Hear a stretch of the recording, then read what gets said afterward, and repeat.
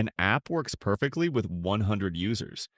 You launch it to 100,000 users and it grinds to a halt. Nobody touched the code. So what changed? The answer is hiding in 3 letters and a number: your algorithm's time complexity. Last video we covered what big O measures.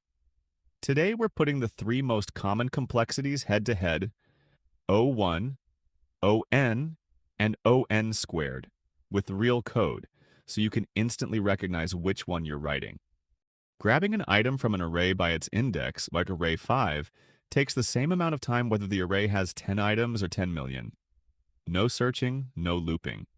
Just a direct jump to the exact memory location. That's constant time. Now, say you're searching for a value that could be anywhere in that array. You don't know the index. You have to check each item one by one until you find it. Double the array size, and worst case, you double the checks. That's a linear time. The work scales directly with the input.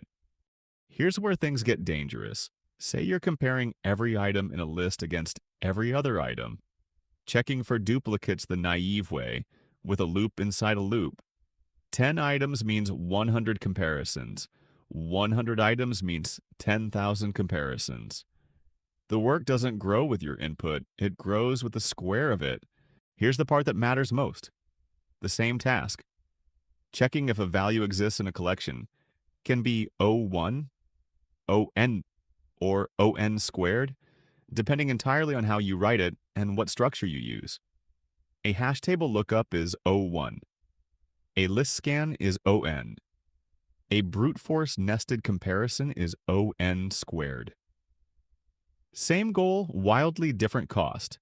At small input sizes, all 3 complexities look basically identical, a few milliseconds either way.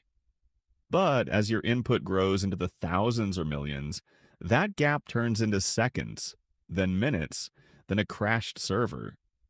This is exactly why code that works fine in testing can collapse in production.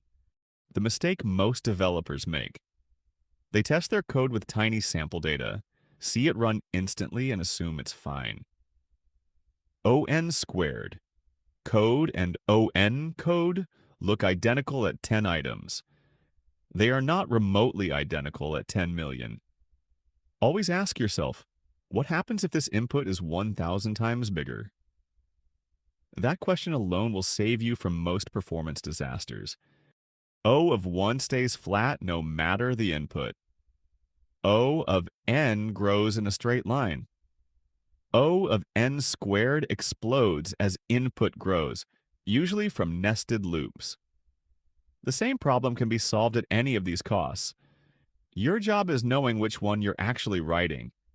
This is video 3 of the full DevVerseX Data Structures and Algorithms course.